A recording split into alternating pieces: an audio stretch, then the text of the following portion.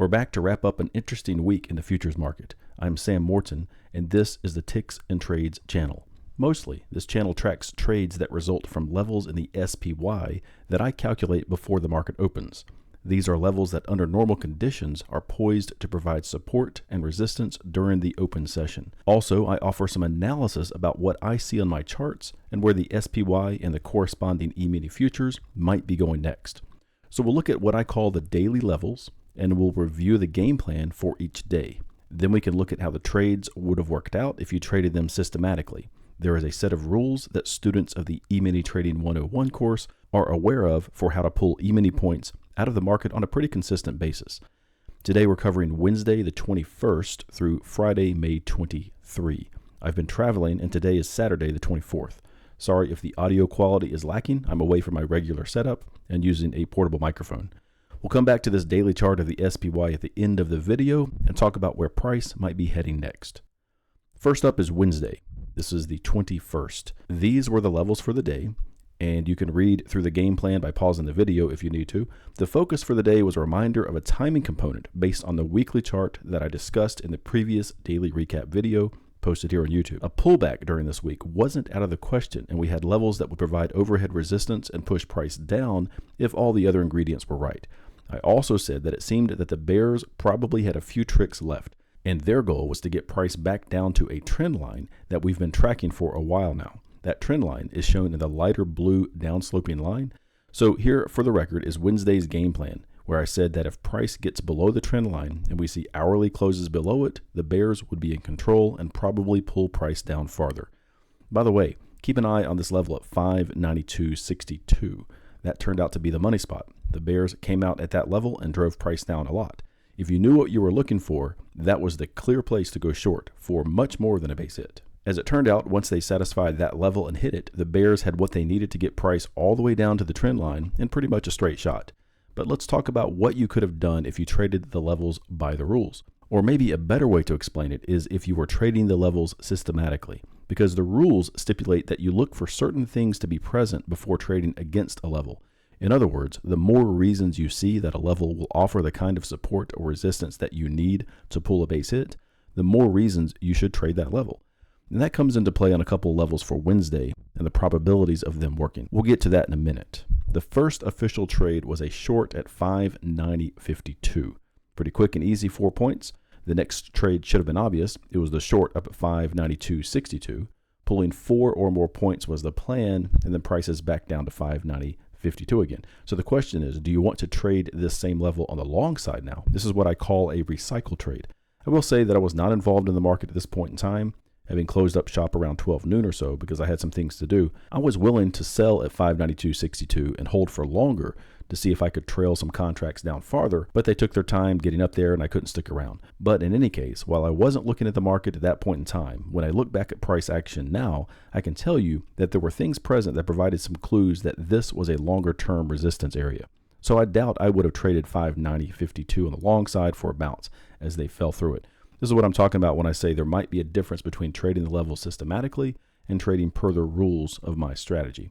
A systematic approach would be like an algorithm where each level would be traded when price gets to it without taking into account the other things we look for that would add legitimacy to the level's holding power. We'll go ahead and say that you saw no reasons to not go ahead and trade 590.52 on the long side. And if you did, that trade would have put you out of the money and you would have hit your max loss limit of 20 points. That's 20 ES points or S&P points before price got down to 588.40. Then at 588.40, the question about going long there should have been answered by the fact that the big picture of a pullback was starting to take shape and that the bears had the trend line in their sight. Holding on to a short position until price got down to the trend line would have been the ideal trade if you were able to do it. So no long trade at 588.40. And if you had traded it, you would have been given a chance to jump out at break even when they reacted below that level and bounced a little. Reading the tape in real time would have given you some alerts that there was support down there, but the momentum was more than the bulls could handle. The destination, as was spelled out in the game plan for the morning, was the trend line. Going long at that trend line was perfectly acceptable because you already knew the bulls would defend it. And they certainly tried to defend it, and in the process, you would have had another base hit. Not too surprising, it took some space for support to be established, but no rules were broken by staying in that long trade.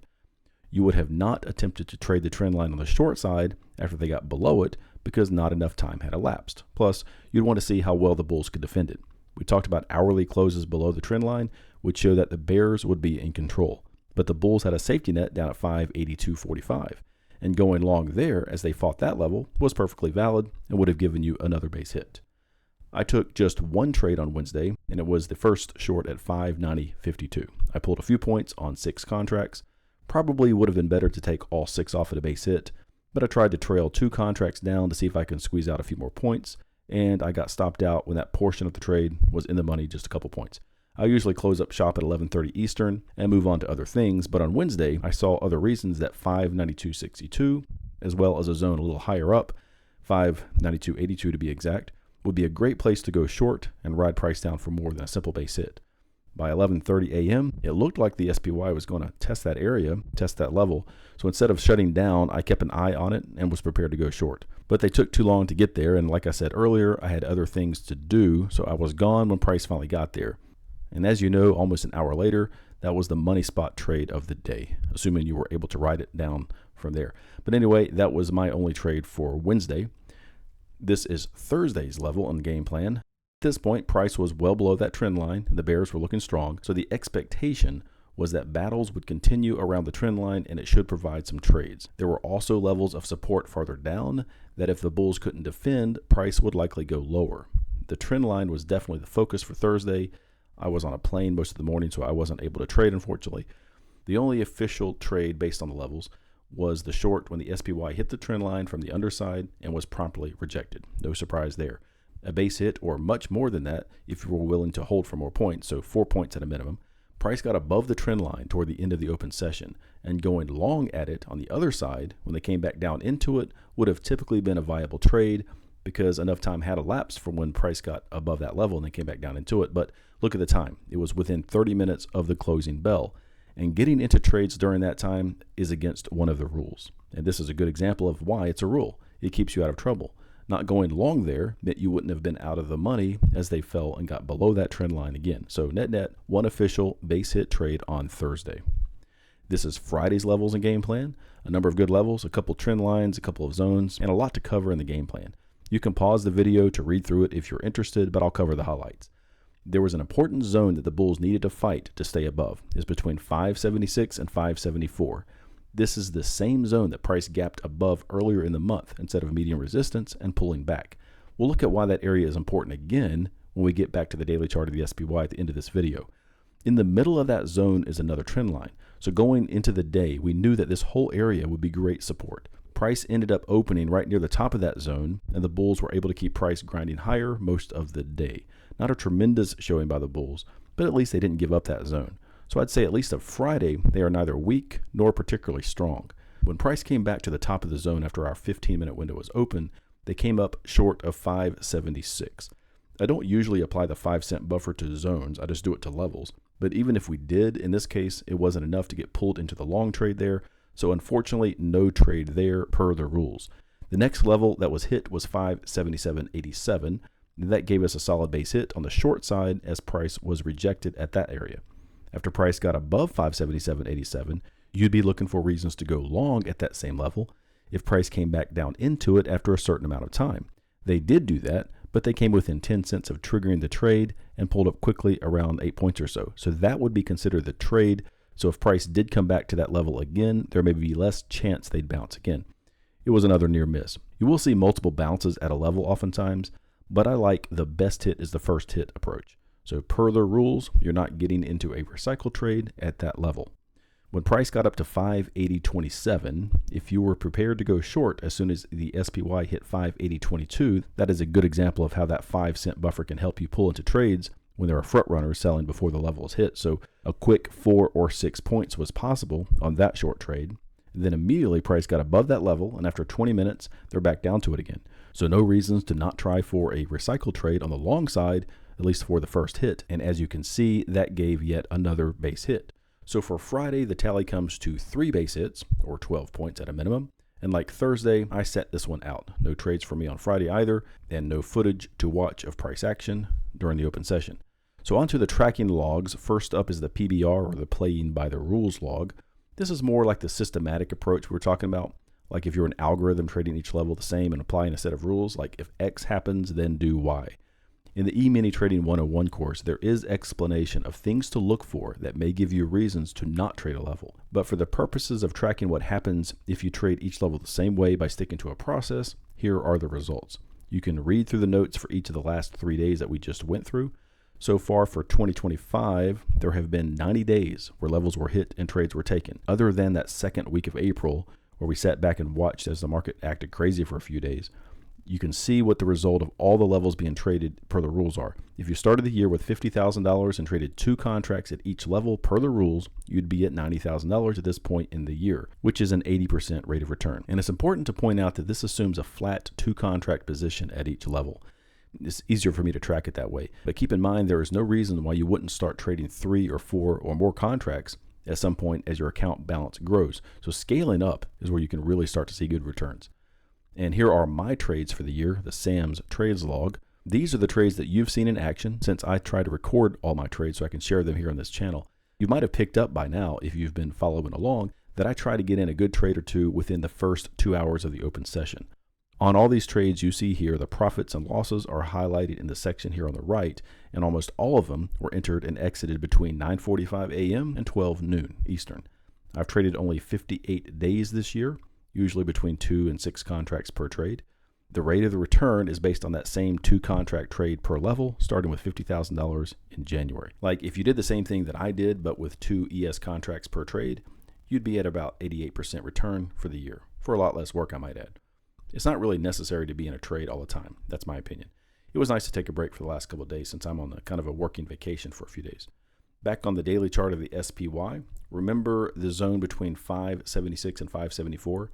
That was an area that if price had come straight up into it back in early May, the chance was really good that that area would be where the bears would come out and push price down a lot. But instead of going up into that zone in a straight line, they kind of meandered around it for the first week of May. And if you go back and look at some of the recap videos from back then, we talked about how that zone was becoming less important the more price hung out underneath.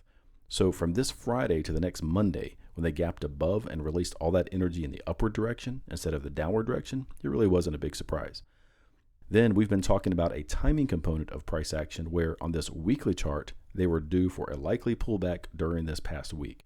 And that did start to happen on Wednesday, right on time. So where does that put price now? It puts the SPY right on top of that zone, which was so important that they gapped above instead of allowing price to get rejected earlier in the month. Now it's really important. They are either going to use this as a reset and rally from this area, which is maybe the 50% probability in the big picture. But if this area doesn't hold and they break below, this zone could be the place that the next leg down starts.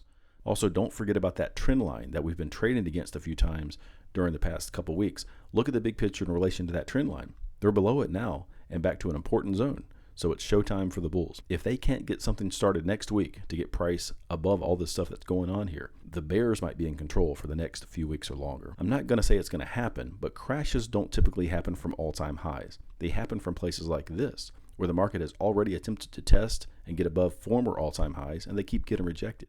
What we have here is a series of lower highs. On the big picture on this monthly chart, is it too out of the question to see a retracement of that monthly candle from April? Anything is possible. And while the monthly, weekly, and daily charts are bullish overall, the smaller time frames might be telling a different story now. Eventually, they'll all be telling the same story, and that's what we're waiting to happen, maybe sooner than later. Next week should be interesting. That's a wrap for this recap, maybe a little long-winded, but I hope you found some value in it and learned something. Again, the E-mini Trading 101 course attempts to convey a lot of these different ways of looking at the market and identifying high probability trade setups, whether they be short-term scalp trades at the daily levels that we do every day, or longer-term setups where we're taking into consideration what the daily, weekly, and even monthly charts are telling us. And the SPY isn't just the only thing to look at either. The same approach can be applied to other instruments as well, if trading the futures isn't your thing. In any case, if you're interested, check it out at Ticks&Trades.com. Thanks in advance. We'll have new levels and a new game plan ready for Tuesday morning. All subscribers will get the levels and have an idea of how to approach the open session for the day. Being prepared is half the battle. So keep piling up the base hits. I'll talk to you in the next recap video. Have a great rest of your day.